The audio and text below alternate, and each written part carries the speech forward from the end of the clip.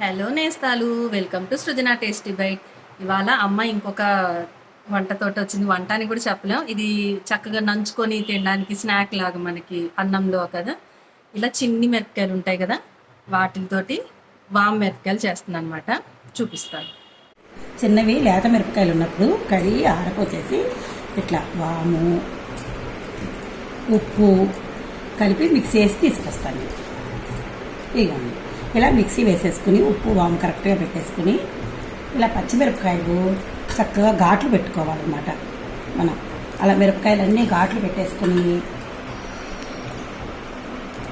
ఇలా కొన్ని ఘాట్లు పెట్టేసేసుకుని ఇలా చూడండి, ఇలా దీని పొట్ట చీల్చి చక్కగా ఉప్పు వాము చక్కగా మిరపకాయలు పొట్ట చీల్చి ఇట్లా ఉప్పు వాము కూరి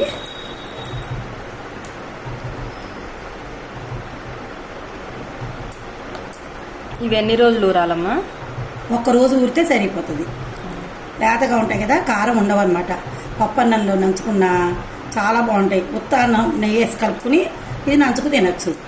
పెరుగన్నంలో పప్పు ఏ పప్పు కలుపుకుని నంచుకున్నా బాగుంటాయి. వీటి ముందు ఈ వడియాలు అవి ఏవి సాటి రావు. ఉప్పు వాము కడుపుకి మంచిది, డైజెషన్ అవుతుంది. ఉప్పు వాము టేస్ట్ చాలా బాగుంటాయి. ఈ పొట్టి మిరపకాయలనే కాదండి, మనకు మామూలుగా రెగ్యులర్ గా మనం వంటలకి యూజ్ చేసే మిరపకాయల్లో లేత వేరుకొని కూడా ఇలా చేసుకోవచ్చు. కారం లేనివి చూసుకుంటే కొంచెం ఊపిరి కూడా బాగుంటాయి. ఇదిగోండి, ఇట్లా ఉప్పు వాము మిరపకాయల్లో పెట్టేసేసి కొంచెం వాము పొడి పైన చల్లుకుని కొంచెం నూనె కూడా వేసుకోవాలి. వేసుకుని ఒక్కరోజు ఊరితే చాలా బాగుంటుంది.